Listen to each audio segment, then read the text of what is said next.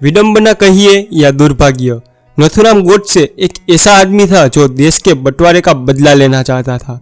उसी पर आज हमें हमारा देश बटा हुआ नजर आता है। कुछ लोग उन्हें देशभक्त के रूप में देखते हैं तो कुछ लोग उन्हें कट्टर चरमपंथी से ज्यादा कुछ नहीं देखते। संख्या बल में किस विचार के लोग सबसे ज्यादा है ये आज के समय में कहना और भी मुश्किल होगा, पर सवाल तो बनता ही है कि आखिर एक हत्यारे पर इतनी चर्चा क्यों? क्या थी इस हत्या की वजह और गोडसे को इतिहास किस रूप में याद करेगा?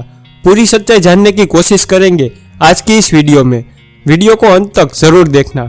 सभी जानते हैं कि 30 जनवरी साल 1948 की शाम 5 बजे जब गांधी जी संध्या पूजन के लिए बाहर आए तब गोडसे भीड़ से होकर उनके पास जाकर पहुंचे। पहले तो गोडसे ने उन्हें नमन किया और मौका देखते ही एक के बाद एक 3 गोलियां गांधी के सीने में उतार दी। 5:17 पर देश के राष्ट्रपिता की हत्या कर दी गई। इस घटना के बाद गोडसे वहां से भागे नहीं। पूरी भीड़ यह दृश्य देखकर सून थी और जैसे ही वहां खड़े लोगों ने अपना होश संभाला तब वो गोडसे पर पूरी तरह से टूट पड़े और उन्हें पीटने लगी। जिंदगी भर अहिंसा की रट लगाए गांधी एक तरफ अधमरे थे और दूसरी तरफ उनके हिंसक समर्थन उनके आदर्शों की हत्या कर रहे थे। खैर उसके बाद पुलिस के दखल देने पर गोडसे को भीड़ से छुड़ाकर गिरफ्तार कर लिया गया और गोडसे का नाम अगले दिन पूरी दुनिया ने न्यूज़पेपर पे और रेडियो पे शायद पहली बार सुना होगा। गोडसे का ये गांधी को मारने का यह पहला प्रयास नहीं था। इससे 10 दिन पहले यानी कि 20 जनवरी साल 1948 को भी गांधी पर हमला हो चुका था। जब गांधी मंच से भाषण दे रहे थे तब गोडसे और उनके साथियों ने वहां पर एक बम फेंका। धमाके से सारी भीड़ इधर उधर दौड़ने लगी। यह उनके प्लान का ही एक हिस्सा था। वे चाहते थे कि पहले बम से जब भीड़ इधर उधर दौड़ने लगे तब दूसरा बम सीधा गांधी के ऊपर फेंक दिया जाए। तब तक उनके साथी दिगंबर बेजड़ सहन गए थे और वो दूसरा बम फेंकने की हिम्मत नहीं जुटा पाए, जिस वजह से सभी को वहां से भागना पड़ा। गोडसे के साथी मदनलाल पाहवा वहां से नहीं भागे और गिरफ्तार कर लिए गए। अगले कुछ दिन तक दिल्ली पुलिस बाकी साथियों की तलाश कर रही थी।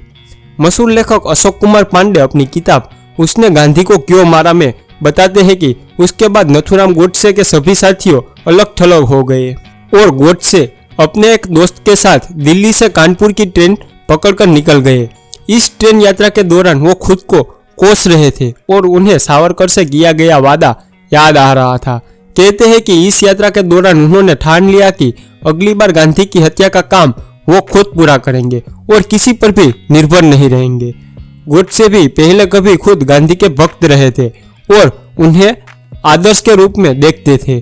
जब गांधी का नॉन कॉर्पोरेशन मूवमेंट चल रहा था तब नथुराम गोडसे स्कूल में थे और गांधी से बहुत ज्यादा प्रभावित थे और फिर इस आंदोलन के दौरान हिंसा भड़कने पर गांधी ने इसकी निंदा करते हुए पूरा आंदोलन को ही बंद कर दिया, जो गोडसे के गांधी से दूर जाने की वजह बना। गोडसे के गिरफ्तार होने के बाद उन्होंने कोर्ट में अपनी सफाई देते हुए हत्या के कई कारण बताए।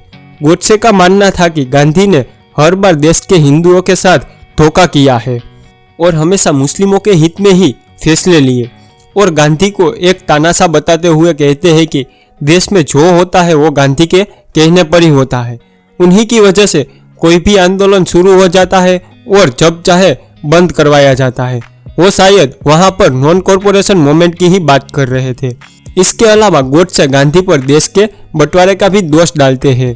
उनके बयान में वो कहते हैं कि क्यों गांधी बिना किसी विरोध के ही जिन्हा की मांगों के सामने झुक गए और रातों रात देश का 1/3 हिस्सा हिंदुओं के लिए विदेशी जमीन हो गया।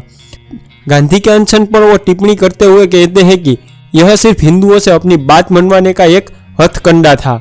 उन्हें मालूम था कि अगर वो मुस्लिम लीग के सामने अनशन की बात करेंगे तो मुस्लिम लीग साफ साफ उनकी बात मानने से मना कर देगी और गांधी के मरने पर उन्हें जरा सा भी पीड़ा नहीं होगी।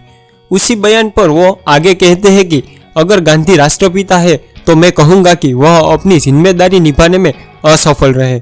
उन्हें तो पाकिस्तान का पिता कहना चाहिए।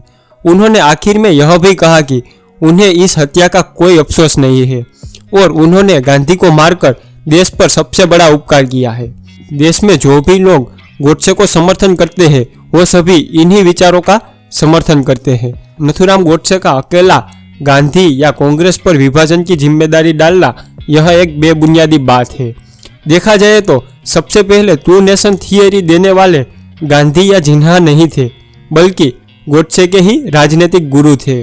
उसके अलावा हम जानते हैं कि गांधी अंत तक विभाजन के खिलाफ थे। उन्होंने कई बार अटूट भारत की भी बात की थी। मुस्लिम लीग के नेताओं के साथ लगातार इस मसले का समाधान तलाशने की भी कोशिश की, पर जिन्ना ने जब डायरेक्ट एक्शन से हमला किया तब गोडसे की कही बात सच हो गई।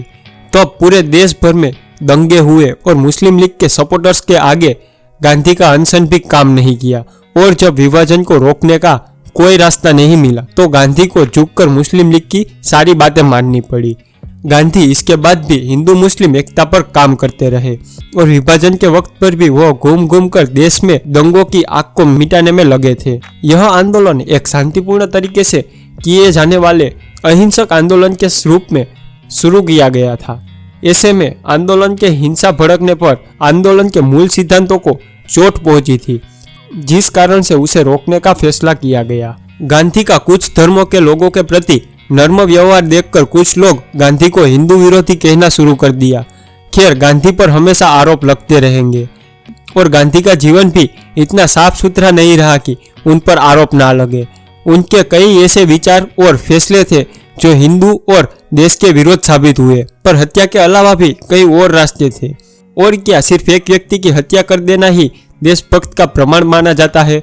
इस विषय पर आपका क्या विचार है? हमें कमेंट बॉक्स में कमेंट करके जरूर बताना। खैर, गांधी की हत्या करने के बाद गोडसे को भी मौत की सजा सुनाई गई। इस केस के जज रहे जेडी खोसला अपनी किताब द मर्डर ऑफ द महात्मा में कहते हैं कि नथुराम गोडसे जेल में जाने के बाद काफी बदल गए थे। भले ही उन्होंने कहा था कि उन्हें गांधी की हत्या पर कोई अफसोस नहीं है और ना ही वो उसकी माफी मांगेंगे। फांसी के वक्त भी गोडसे अखंड भारत का नारा लगा रहे थे। गोडसे की मौत के बाद आरएसएस पर भी प्रतिबंध लगा दिया था। आरएसएस ने इसका विरोध करते हुए कहा कि नथुराम गोडसे ने साल 1930 में ही आरएसएस की सदस्यता को छोड़ चुके थे। दोस्तों, आज की वीडियो में बस इतना ही। अगर आपको वीडियो अच्छी लगी हो तो वीडियो को लाइक करके अपने दोस्तों को जरूर शेयर करना और मिलते हैं अगले वीडियो में कुछ मजेदार टॉपिक के साथ। तब तक के लिए जय हिंद, जय भारत।